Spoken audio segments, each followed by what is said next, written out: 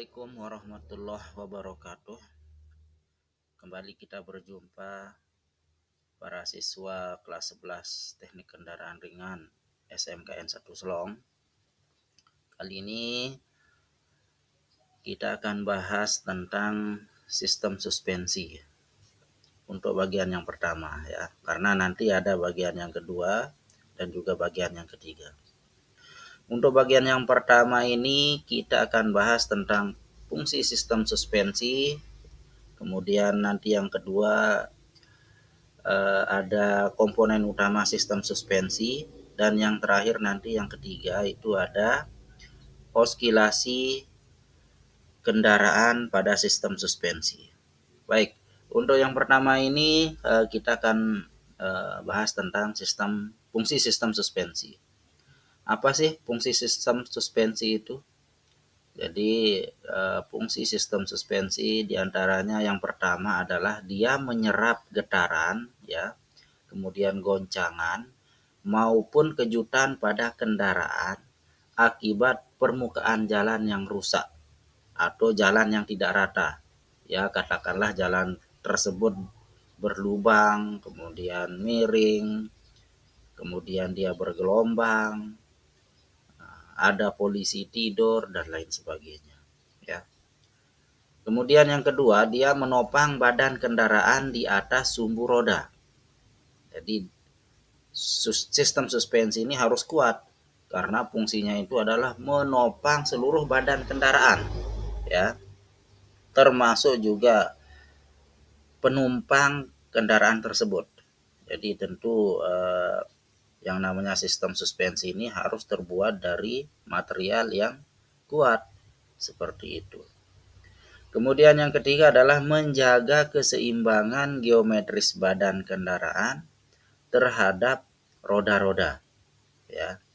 Jadi sistem suspensi ini tentu saja harus bisa menjaga keseimbangan sudut-sudut yang ada pada roda kendaraan, ya, yang ada pada roda kendaraan, mulai dari sudut chamber, caster, two, kingpin dan lain sebagainya.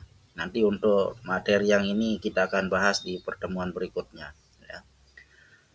Kemudian yang keempat itu menahan dan meneruskan gaya gesekan yang timbul dari pergesekan antara roda dan jalan sebagai akibat pengereman ke chassis dan badan kendaraan.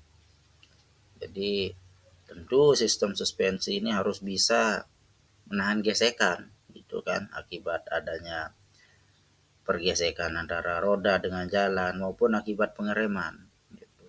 Kalau tidak bisa menahan, tidak bisa kapan diteruskan, tentu akan berakibat ketidaknyamanan yang dialami oleh pengemudi maupun penumpang yang ada di dalam kendaraan tersebut. Gitu. Untuk komponen utama sistem suspensi dan juga fungsinya, itu yang pertama itu pegas, ya. Ini gambar pegas seperti ini. Jadi pegas ini ada 3 macam sebenarnya. Kalau di gambar ini ada pegas spiral, ya. Ada pegas spiral atau coil spring. Kemudian ada juga namanya pegas daun atau lap spring, ya, pegas daun. Kemudian ada juga pegas batang torsi.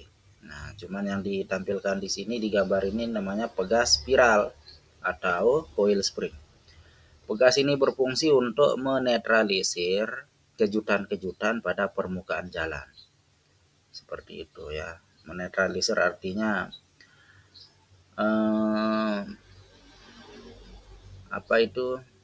menyamankan, bisa juga dibilang meredam lah begitu ya, meredam kejutan-kejutan pada permukaan jalan. Gitu, biar kejutan itu tidak langsung dirasakan oleh pengemudi maupun penumpang yang lain yang ada di dalam kendaraan.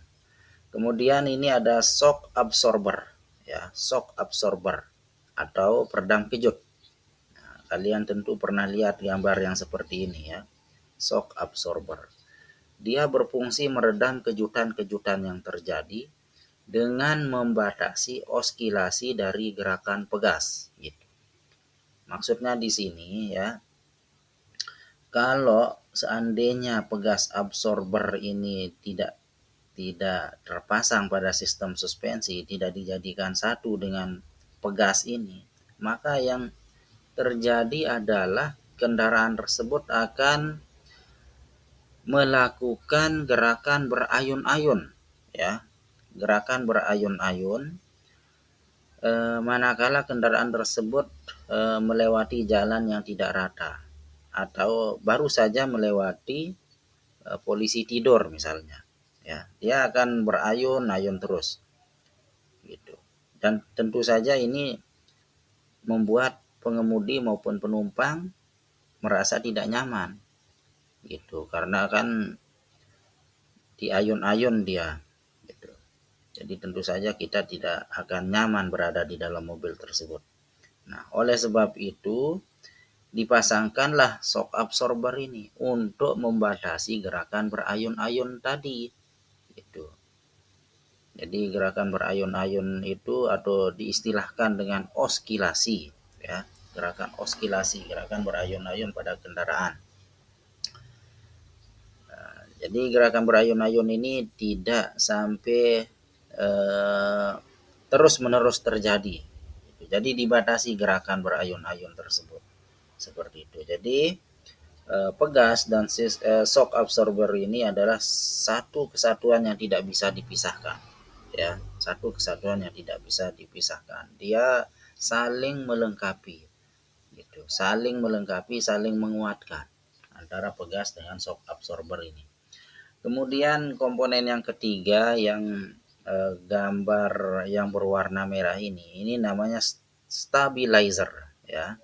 Stabilizer ini berfungsi untuk mencegah goncangan yang terjadi, ya, ke arah sisi kendaraan, gitu. Mencegah goncangan atau gerakan yang terjadi ke arah sisi kendaraan, baik itu sisi kanan maupun sisi kiri, gitu ya, sehingga kendaraan tersebut tidak merasa melayang begitu. Jadi dia dipegang oleh yang namanya sistem suspensi ini, dipegang baik dengan kiri dengan kanan oleh stabilizer, di mana stabilizer ini juga diikatkan pada bagian chassis dari sebuah kendaraan, ya, dengan menggunakan pengikat. Ini pengikatnya di sini. Selanjutnya ada sistem linkage. Nah, linkage ini sambungan, ya. Sistem linkage. Jadi sambungan sistem suspensi maksudnya, sistem linkage. Dia berfungsi mengontrol gerakan roda-roda baik ke arah sisi maupun depan dan belakang kendaraan. Ya, jadi ini artinya dia menyempurnakan fungsi dari stabilizer tadi, ya. Dia menyempurnakan atau melengkapi fungsi dari stabilizer. Kalau tadi stabilizer dia hanya mencegah agar jangan sampai kendaraan tersebut itu terasa bergerak atau goyang ke kiri maupun ke kanan, maka sistem linkage dia berfungsi untuk mencegah agar roda-roda itu jangan sampai bergeser-geser gitu, ya, bergeser entah dia ke sisi kiri kanan maupun depan belakang. Itu fungsi dari sistem linkage. Sistem linkage ini ya sambungan-sambungan sistem suspensi seperti universal joint, seperti itu ya, universal joint, kemudian upper arm, lower arm, gitu. Nah, itu adalah sistem linkage. Nah, kemudian bagian yang ketiga atau yang kita bahas di poin yang ketiga ini ada namanya oskilasi kendaraan.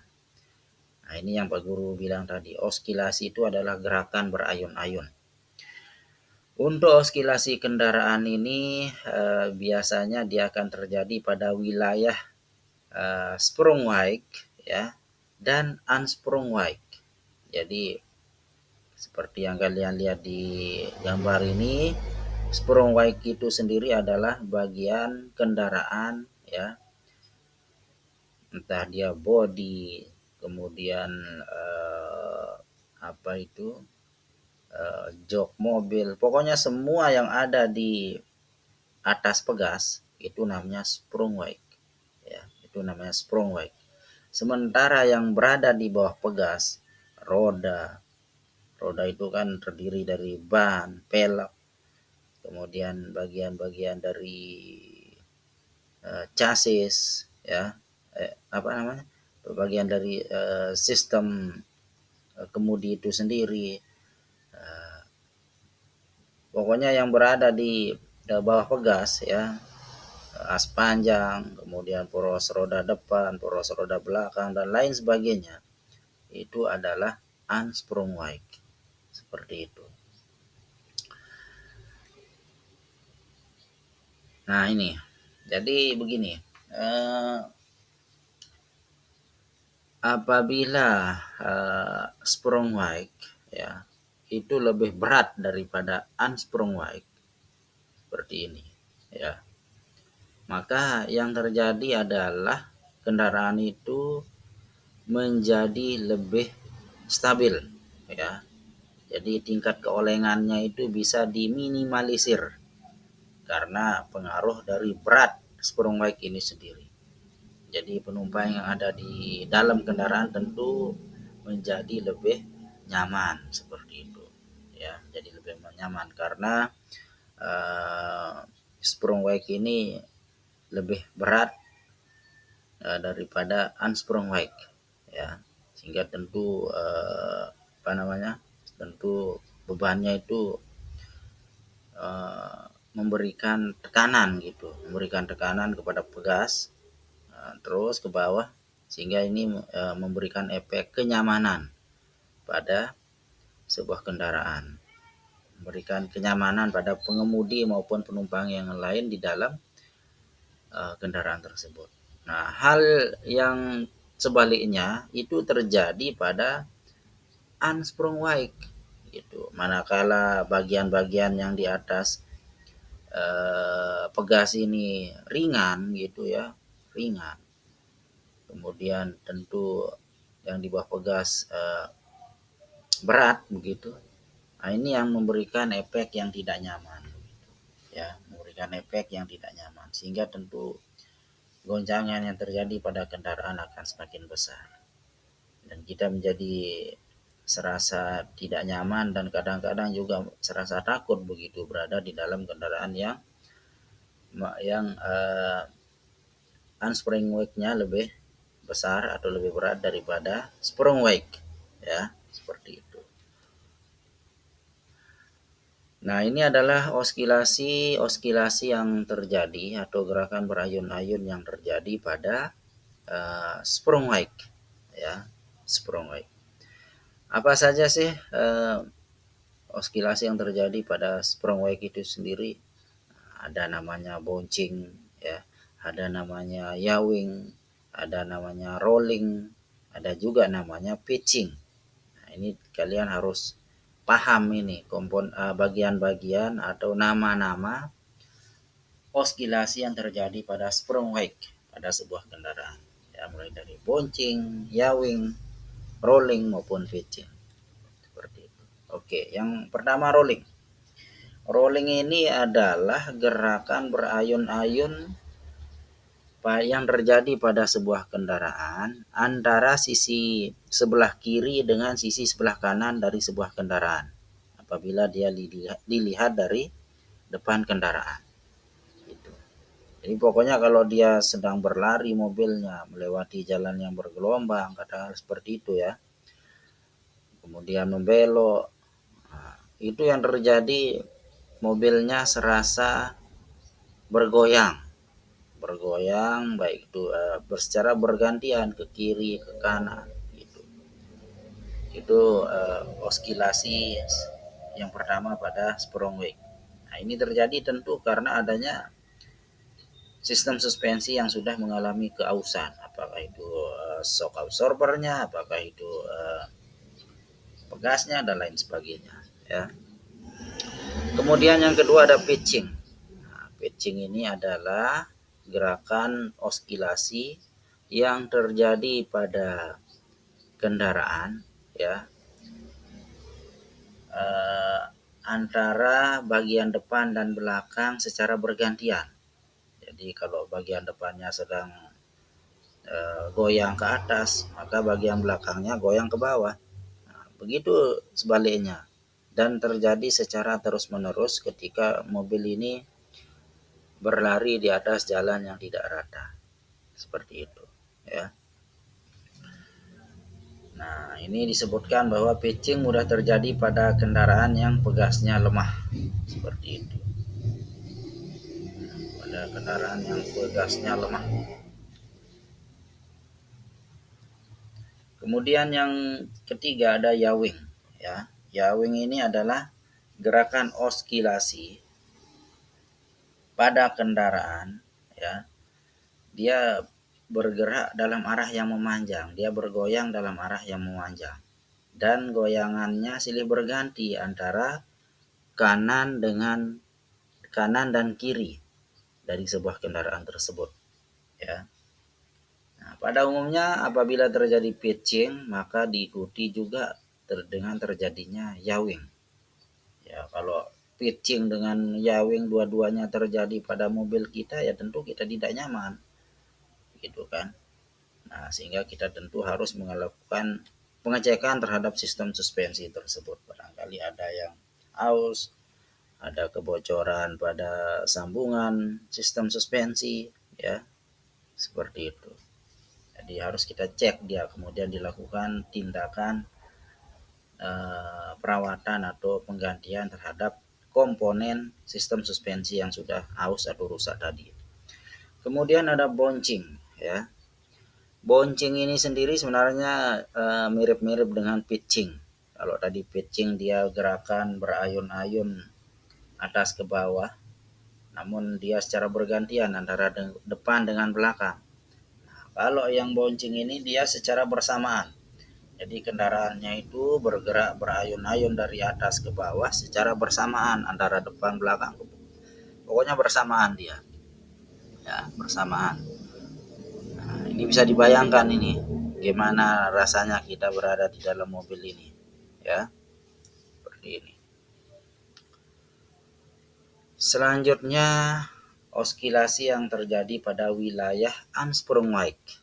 Ya, kalau pada wilayah Unsprung-Wyke atau bagian-bagian yang berada di bawah pegas, ya, ini ada 3 oskilasi yang terjadi. Nah, yang pertama itu ada hopping, kemudian ada tramping, dan juga ada wind up. Seperti itu. Oke, yang pertama ini hopping.